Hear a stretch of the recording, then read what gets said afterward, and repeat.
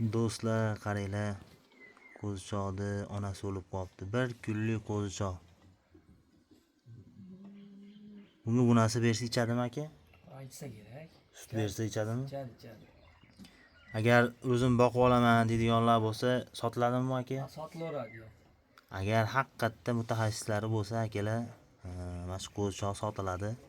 Bir kunlik enasi o'lib qoldi. Enasi o'lib qoldi. Buni sherigi yo'qmi? Bitta o'zi tug'ildi xolasmi?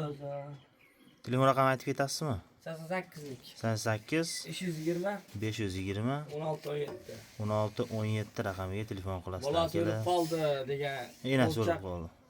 Qizi yurganlarga tavsiya qilib qo'yamiz. Ha, bolasi ham o'lib qolganlar bo'lsa, qo'shib yuborsa, demak boqib ketaveradi, ha? Ketaveradi.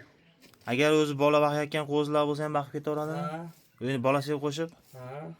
Qayerda turishadi? Mana akalar, savob ham bo'ladi lekinchi. Narx qancha bunaki? Narx telefon qilsa kelishamiz. Nech pul aytib bering aka, aniqroq qilib. Vali telefon qilsa yana kelishamiz. Baland aytib yurmang. Ish qilsa beramiz. Qancha? 1 millionga bo'ladimi? Yo'q. Buni nech pul dedingiz aytavering aka? 1,5 millionga beramiz aka. 1,5 million. Bonani 1,5 dan o'tib berasiz-da? O'tib beramiz, sizdan chiqsa.